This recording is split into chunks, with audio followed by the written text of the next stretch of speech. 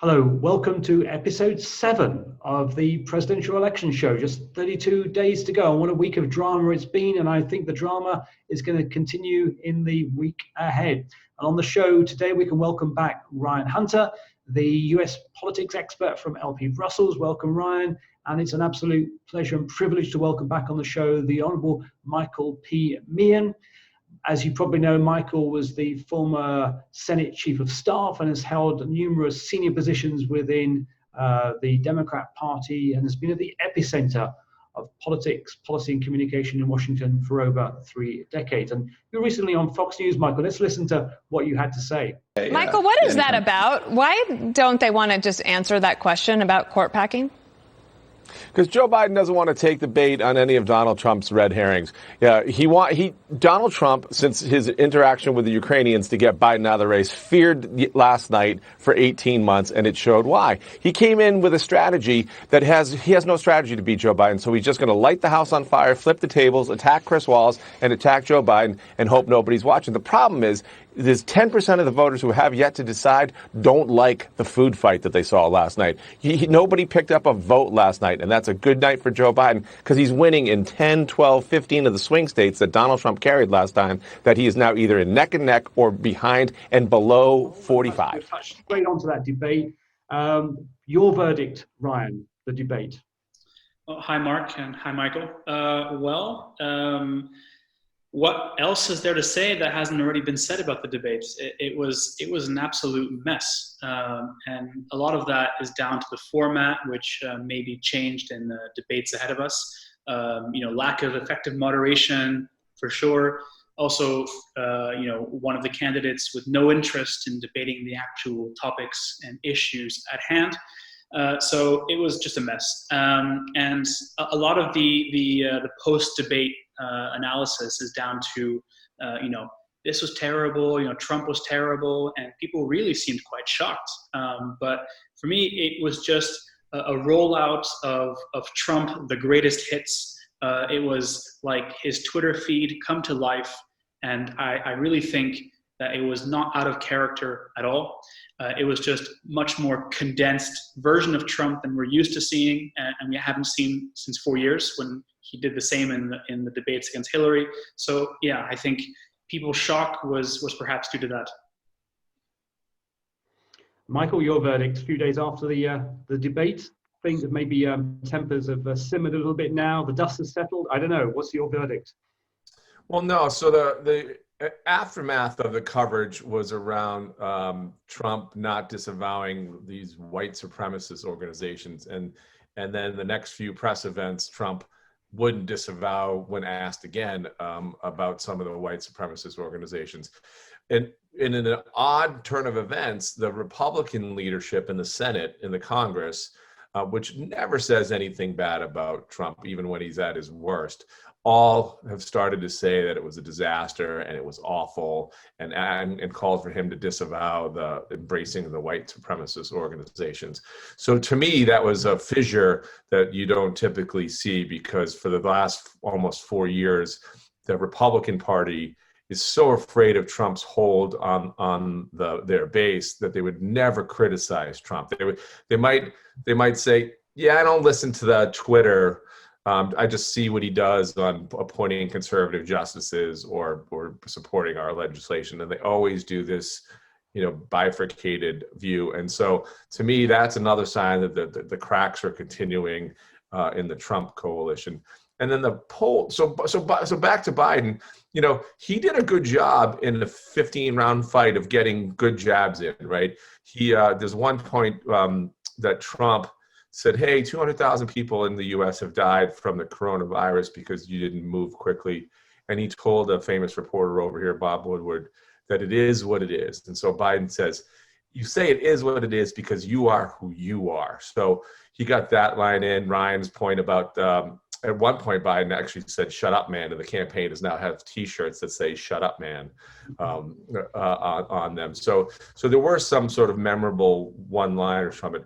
But overall, when you get to this stage of a presidential campaign, 90% of both sides know who they're voting for. 73 million people watched, and 95% of the people already know who they're going to vote for. Nobody's mind was changed. the 5 to 10 who haven't decided yet hate the food fight, hate the discourse, hate all the lies and the swearing and the screaming and the yelling and all of that. So Trump came in and he had nothing to say, so he decided to flip the table, throw a cherry can of gas on Joe Biden and the moderator, and just be distractive. And I've got to believe his team thinks that he did a terrible job, because he didn't convince anybody that he needs to convince, because he's down 8-10 points nationally. He's trailing in 12 states that he carried last time. Or he's either even or trailing, and Biden only needs to flip 3 of those. So, yeah. So he didn't do anything to change the trajectory of the race so far. Well, thanks for that, Michael. But to take it back to you, looking at the polling conducted by CNN, there were no doubt other polls conducted as well. Biden, yeah, he won the debate, but so did Hillary Clinton 4 years ago by a similar margin. Are we just falling for the same trap that we're looking at the headlines, the numbers, and maybe there's things going on behind the scenes in terms of social media and other forces that are not being picked up? Is there a danger this is just a repeat of the Hillary Clinton campaign? Yeah, sure, she won the debates too, but what good did it do her, Michael? Well, she did go on to win the national vote total as well, so you could say that it helped her in that. But the unique way that we have of picking presidents with this electoral college, means that the more rural states have a louder voice in our picking of president process than the national vote total. But what I saw in the 3 polls post debate that was pretty close to what the national polls show. 53% thinks Joe Biden won, and 53% of the national vote is Joe Biden winning. So you came in, you were for Biden, you hung up, you're still for Biden, right? You came in 39, 40, 42 for Trump. You walked out 39, 40, 42 for Trump. So to me, the winner of the debate polls reflects, I think, the mood of the country. Yeah. Would you share that view, Ryan, that the polls are actually pretty good, an accurate indicator that Biden is actually ahead, not just at a national level, but at the key state level as well? Absolutely. I think that the polls have been so consistent in their numbers and so locked in that even any post-debate bump or drop will be quickly fixed a week from now. Voters seem pretty locked in to who they're going to vote for, and that's not great news for the Trump campaign, who need to break that effective logjam in their narrative. Coming onto that, breaking that logjam, because I'm sure Trump's team are now gathering, deciding what to do, preparing him no doubt for the next debate. But the next few weeks will be decisive. We're only 32 days to go before the election. What do you think the Trump team now, Michael, are up to? What is their game plan? How are they going to get themselves out of this hole? Well, I think next week, the vice presidential debate, there's one of those. And a lot of the undecided voters, I've been telling the media here that I'm going to pay attention to that, because they're in the middle 70s, and there's a pretty good chance that one of those 2 people will be president, and I'm going to pay attention to that before I make my decision. So a lot of the undecided voters are allowing that.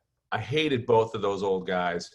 I want to take a look at who's on the bench, and I'm going to wait till next week. So there's a lot of pressure on Pence, more so than I think you typically get in a VP kind of debate. Kamala Harris is a prosecutor by training. Pence is a good debater too. I think you'll see more of a battle of ideas versus a battle of personal insults, which is what we just went through this week in that debate. But the Trump campaign doesn't have a line of how to beat Biden. And Trump went into bed with the Ukrainians to try to derail Biden 18 months ago, and he's proven that he doesn't know how to beat him, and he was afraid of him then, and he's got to be even more afraid now, because Biden is over 50. Hillary Clinton there was not one poll that ever had her over 50. So that's my short answer to why is it different with Hillary versus Biden, because in a 2-person race, you get over 50, you win. Like that's the magic bar. I know you consistently maintain that line that there is a key difference here between his margin being over 50, particularly in some of the key states as well, compared to Hillary was. So that's a key difference this time. Ryan, what rabbits can Trump pull out of the hat? Or as do you agree with Michael that his options are really limited? I think I have to agree with Michael here because, you know, the one thing Trump had going for him 4 years ago is that great, he wasn't so popular, but in the unfavorables, it was a lot closer with Hillary, where we're not seeing that with Joe Biden. The unfavorables that Joe Biden has are nowhere near what Hillary had. And so Joe Biden has a likability benefit that Hillary never had, and Trump is very much struggling to break that. I think the VP debate is going to have more attention than normal for sure. I personally can't recall whether the Tim Kaine-Pence debate made any headlines 4 years ago, but mainly because Pence and Kamala Harris don't have as much of an ingrained national profile as Trump and Biden. People had expectations on Trump and Biden. They were largely fulfilled. People don't know what to expect from the Kamala Harris-Pence debate, and therefore there's more room to defy expectations. And therefore the campaigns, I think, will also lean quite heavily on this to maybe break some narrative that's been built in the race. Thanks, Ryan. Well, this show is, as you know, well known for the fact that we don't just look at the headlines, but we do deep dives into some of the longer term issues that will confront whoever wins the election. And one of them is, of course, who takes control of the Senate. Senate elections are happening at the same time as the presidential elections.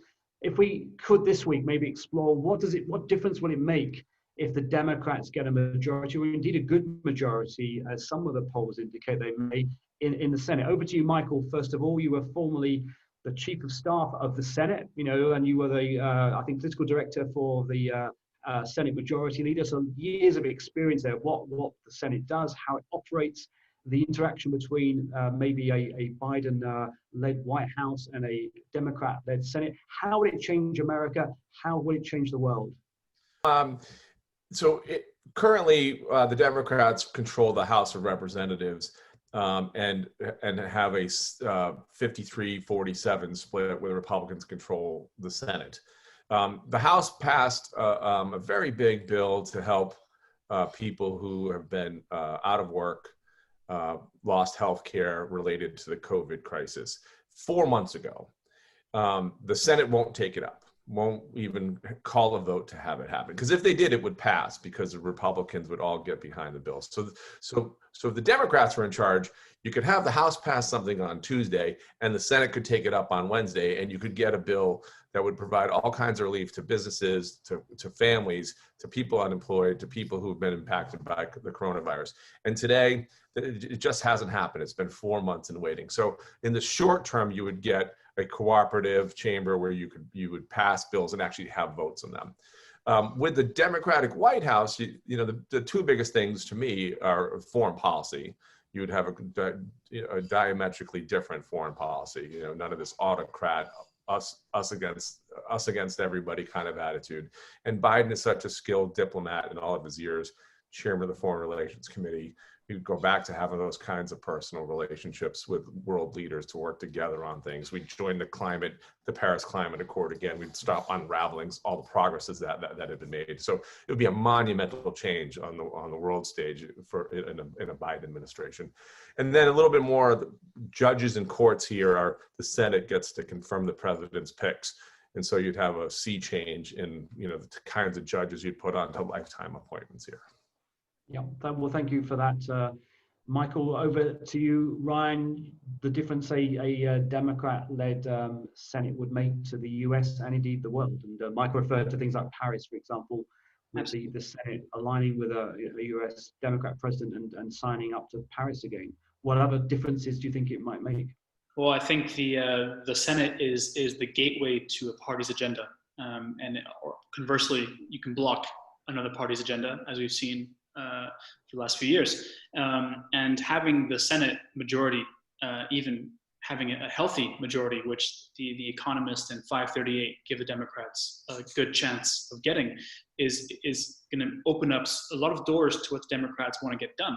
The HEROES Act that Michael referred to, that it's currently stuck, or judge appointments that can suddenly be opened up. There's a lot that can be done. I think then having a Democratic White House would further align foreign policy with domestic agenda. But in terms of the foreign policy side, just recovering trust, being predictable, right? I think those are things that have been lost over the last 4 years. You know, having the U.S. re-sign the Paris Agreement, maybe recovering the Iran deal. There's a whole host of things. You know, trade can be recreated. You know, maybe joining some sort of TTIP with the EU or the TPP in Asia. You know, there's a host of things that a Biden White House could change in the foreign policy side. Maybe even more drastic changes than on the domestic policy side. So I think a lot could change. Well, thank you, Ryan, for that. Lots of food for thought from both of you there. Don't worry, we will look at what difference a Trump White House with a Trump or Republican-controlled Senate will make if Trump gets his second term. What difference that will make to the US and the world, but we'll do that in a couple of weeks' time. Before we ask you both for your prediction, again, you're not going to get away with the show closing without that all-important prediction. Just want to ask our viewers to make sure you like this show, you share, you tell us what you think. Also, table some questions that we can put to Michael and Ryan on future shows.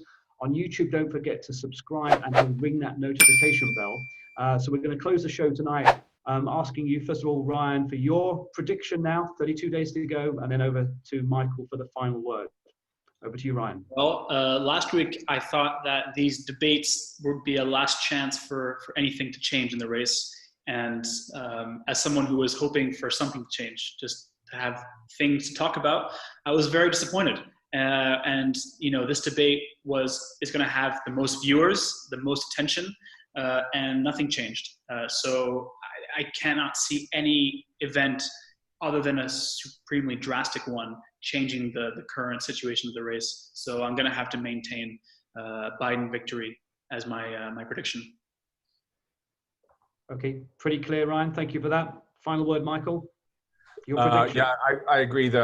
There's two more debates, and so, you know, I don't know what Trump could possibly have up his sleeve that he hasn't emptied out the trash bin on for the last 4 years. So those are the only sort of potential disruptions. Biden clearly held his own. He, you know, Sleepy Joe stood up the whole 90 minutes and he didn't drool, and he gave as good as he got. And you know, I think the country's prepared to fire Trump, and they're taking a look to see whether they can hire Biden. And I think we're in that moment where, you know, it's his race to lose, Joe Biden's race to lose. Well, thank you so much. Thank you, the Honourable Michael P. Meehan, for sharing your insight and analysis and expertise with us on the show. Thanks once again to Ryan Hunter. I hope you can both join us in future shows, and want to thank all our viewers for tuning in once again. Thank you very much indeed, and goodbye. Thank you.